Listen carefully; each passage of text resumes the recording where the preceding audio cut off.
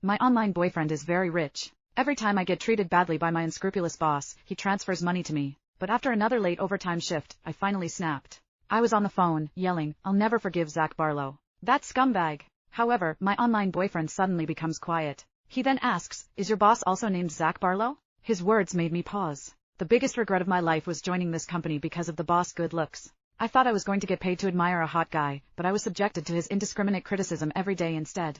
Zach Barlow's head was propped up against his hand, his fingers resting on the proposal I spent all night working on. After flipping through a few pages, he glanced at me, his voice completely detached when he spoke. Ms. Haley Atlas, this proposal of yours is rather conservative. I lowered my gaze, knowing he had more to say. It lacks anything novel, with no feasible way to implement this. It's perfectly mediocre. How did you manage to be so consistent? He added.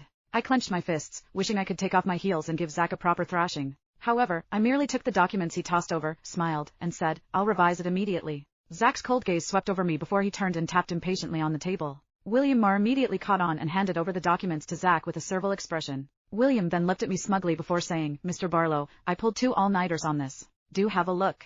William and I were from different planning teams and never got along. I couldn't help but get mad at his smugness. I only hoped that Zach's bloody mouth wouldn't spew any niceties. Thankfully, he didn't disappoint. Zach was consistent. Mr. Marr, Zach began, if hard work were a virtue, then this proposal you spent 2 nights on is a paragon of virtue. However, I run a business, results matter more than anything. Why don't you find another job? William's smile froze as he awkwardly accepted the documents Zach tossed back at him. I'll revise this at once. I pursed my lips and stifled a laugh.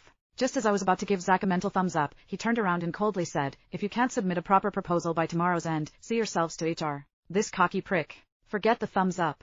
I worked overtime until 10 p.m. before I finally finished revising the proposal. I just shut down my computer when my online boyfriend, Z, sent me a message. What are you up to? I typed out a series of responses.